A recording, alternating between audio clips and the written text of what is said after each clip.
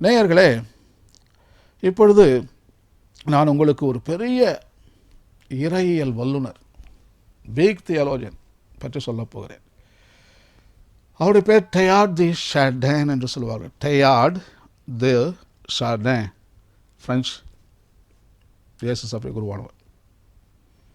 1955 தான் இறந்து போனார். நமது நூற்றாண்டு குருவானவர். பேலியன்டாலஜிஸ்ட், தொல்பொருள் விஞ்ஞானி, ஃபாசல்ஸ், தொல்லட்சங்களை ஆராய்ச்சி செய்கிறவர். ஹோமோ பீக்கிங் என்று சொல்வார்கள்.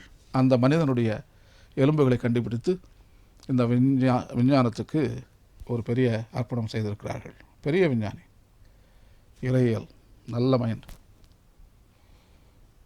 இந்த உயிரியலை புரிந்து கொள்ள வேண்டும் என்றால், உயிர் எங்கிருந்து வருகிறது, என்ன செய்து கொண்டிருக்கிறது, உயிர் என்றால் என்ன,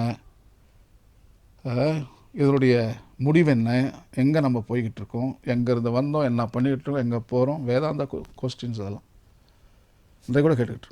ஸோ இவருடைய தியரி, கோட்பாடு கொஞ்சம் நமக்கு வெளிச்சத்தை தருகின்றது. அவருடைய தியரி பேர் காஸ்மோஜெனசிஸ் என்று சொல்வார். காஸ்மோஜெனசிஸ் என்றால் இந்த பிரபஞ்சம் ஒரு நிலையில் இருப்பது கிடையாது, மாறிக்கொண்டே இருக்கிறது, முன்னோக்கி சென்று கொண்டே இருக்கிறது. முன்னோக்கி மட்டுமல்ல, முன்னோக்கி மேல் நோக்கி சென்று கொண்டிருக்கிறது. முன்னோக்கி மேல் நோக்கி சென்று கொண்டிருக்கிறது. இந்த பிரபஞ்சத்திற்கு ஏதோ ஒரு மனசாட்சி இருக்கிறது, கான்ஷியஸ்னஸ். நல்லா தெரியுது எங்கே போகுதுன்ட்டு இந்த பிரபஞ்சத்திற்கு. எல்லாமே தொடக்க நிலையிலிருந்து இன்றைய தினம் பார்த்தால் மேலே மேலே மேலே மேலே மேலே மேலே மேலே. டெயார்ட் தி ஷார்டன் என்ன சொல்லுகிறார் என்றால், we are going towards omega point. Alpha என்றால் துவக்கம், ஒமேகா என்றால் கடைசி எழுத்து கிரேக்க மொழியில் முடிவு.